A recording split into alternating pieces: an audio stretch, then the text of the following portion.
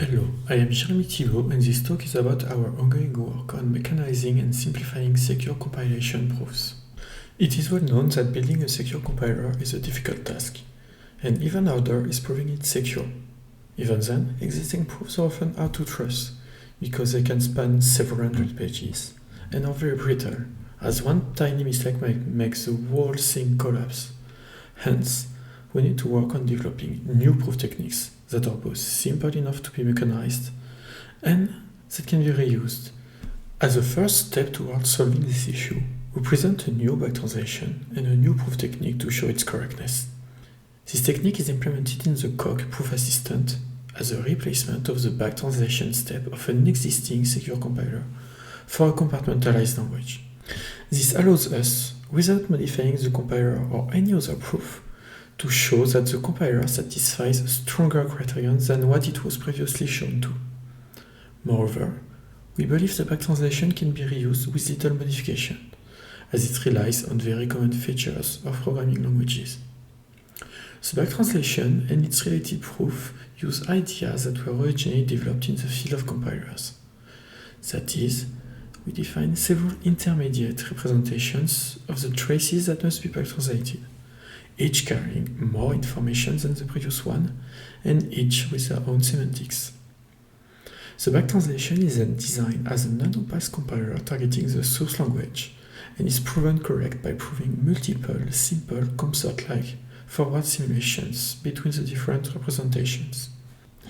To make this idea clearer, let me show you the criterion that was previously shown.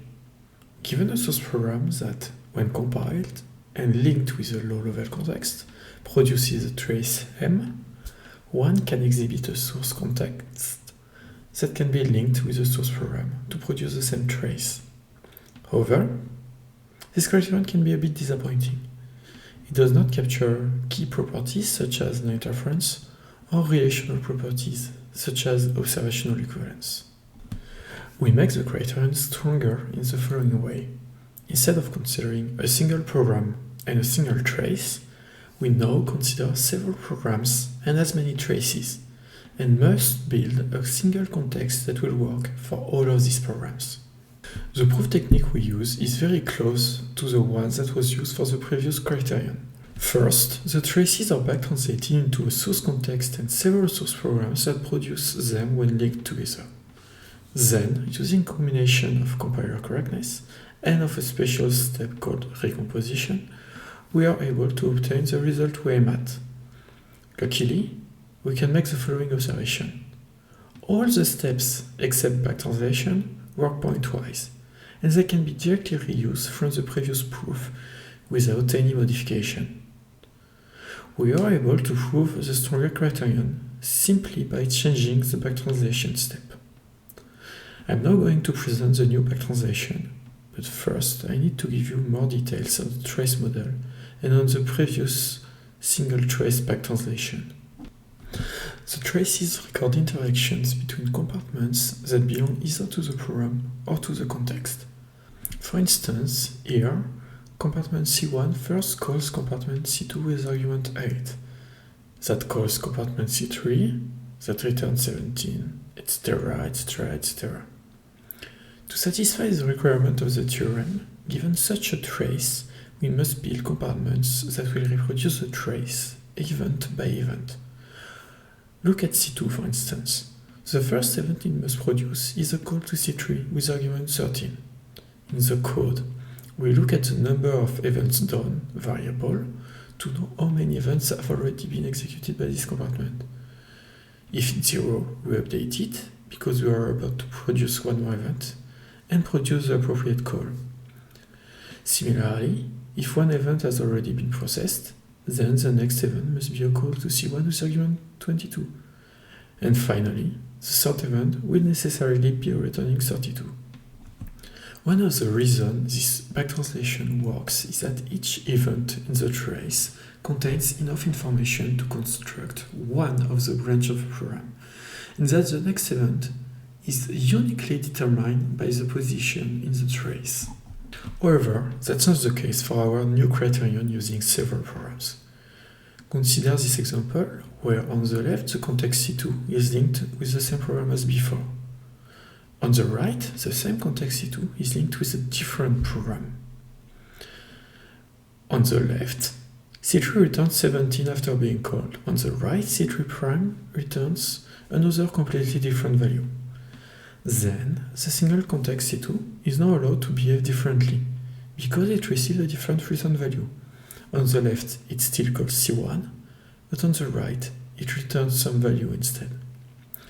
Hence, the back-translated context we construct will need to distinguish two different executions in order to know what to do.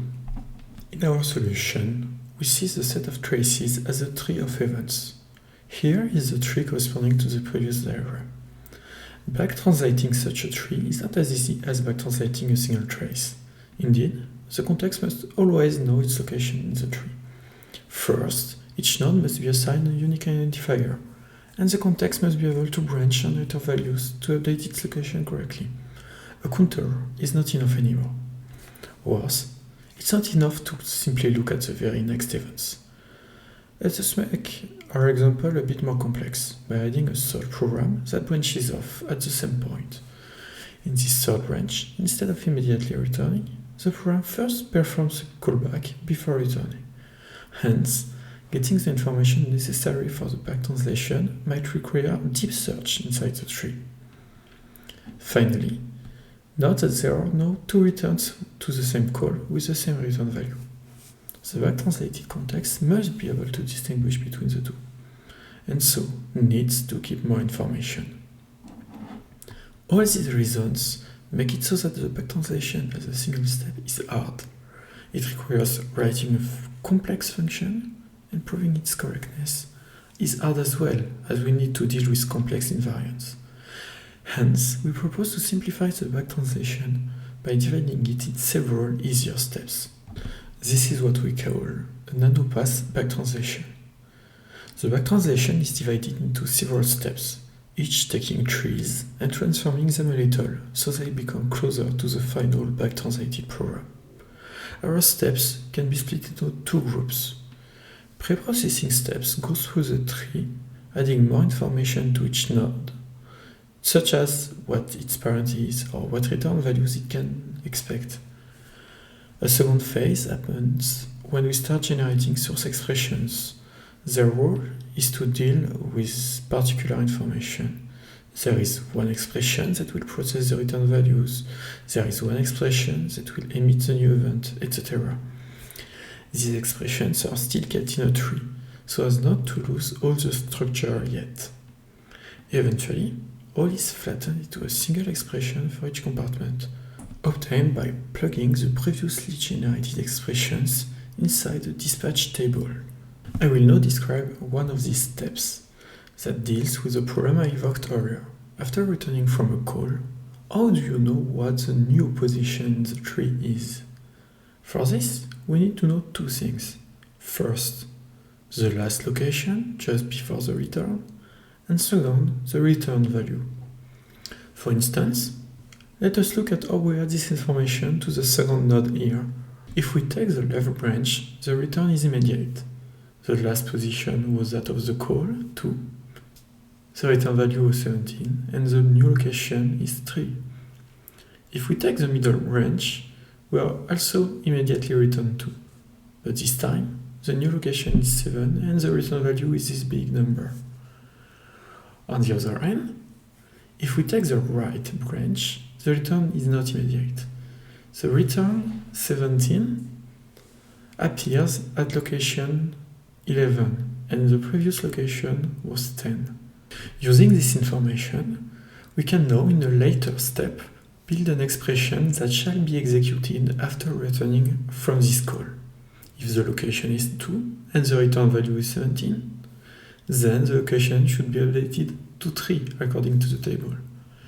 If the location is 2 and the return value is 22564, then the new location should be 7 according to the table. And if the location is 10 and the return value is 17, then the table says the updated location should be 11. Now, to prove our back translation correct using these steps, we need to define for each some semantics. As the basis for these semantics, trees are reduced in a small step manner to produce the events they contain. For instance, to reduce the tree on the left, we simply eliminate its root, emit the event it contains. But this is not all that happens when the tree contains more information. Indeed, the enriched semantics for this language make use of the added information in the nodes to enforce explicitly invariants that were only implicit in the initial trees. For instance, let's look at the tree with return information from before. To reduce it, we must indeed eliminate the root and emit the event it contains. But this is not all. The semantics use ghost state to store information about the current execution.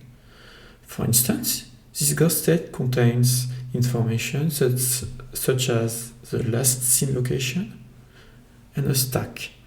When executing a call, the semantics update this ghost state so that the last seen location is up to date. Before it was 1, now it's going to be 2.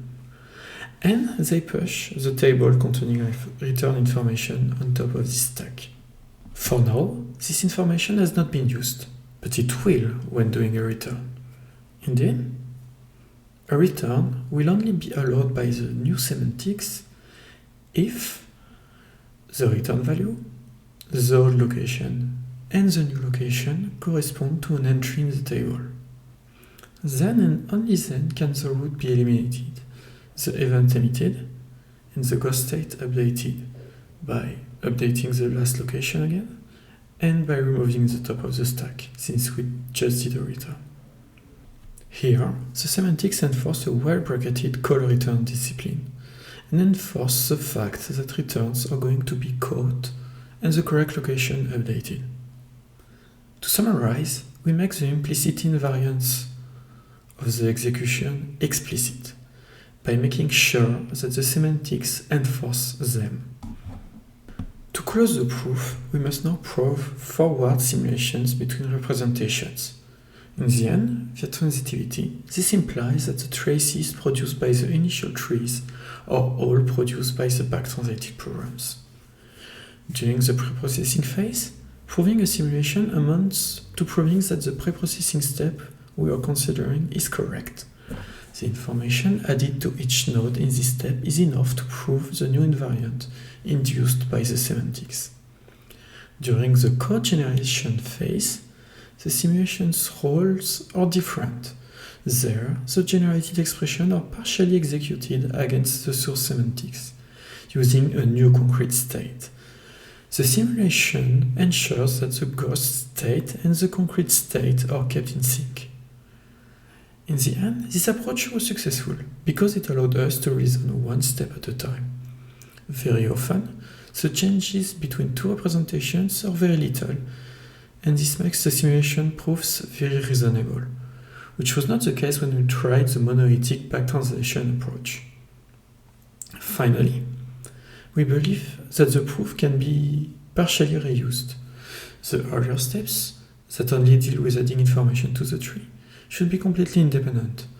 The later step would also be reusable given a bit of work, since they only use patterns that are found in most languages.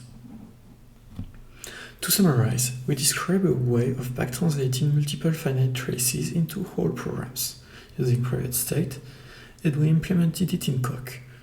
We show how we can use the NanoPass approach and the existing framework of CompSearch simulations to simplify the implementation and the proof of correctness of the back translation.